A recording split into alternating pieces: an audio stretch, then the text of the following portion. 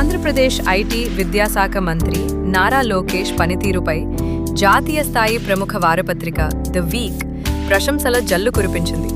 తన తాజా సంచికలో లోకేష్ను కవర్ పేజీపై ప్రచురిస్తూ ఆయన పాలనా శైలిలోని వేగాన్ని, పనుల అమలు తీరును ప్రత్యేకంగా విశ్లేషించింది.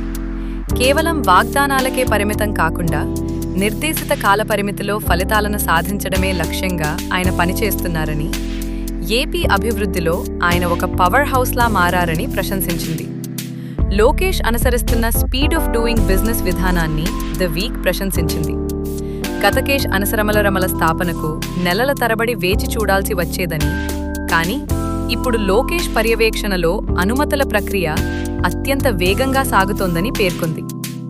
ప్రపంచస్థాయి దిగ్గజ సంస్థలను రాష్ట్రానికి రప్పించడంలో ఆయన చూపుతున్న చొరవ, ఇన్వెస్టర్లతో నేరుగా చర్చలు జరిపి వారి సమస్యలను తక్షణమే పరిష్కరించే తీరు ఏపీని పెట్టుబడుల స్వర్గధామంగా మారుస్తోందని విశ్లేషించింది.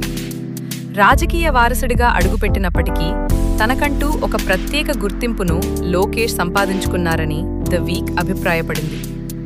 స్టాన్ఫోర్డ్ యూనివర్సిటీ చదువు వల్ల వచ్చిన సామర్థ్యంతో క్షేత్రస్థాయి పాలనలో అమలు చేస్తూ ఐటీ, విద్యా రంగాల్లో విప్లవాత్మక మార్పులు తెస్తున్నారని ప్రశంసించింది. ముఖ్యంగా యువతకు ఉద్యోగాల కల్పనే ధ్యేయంగా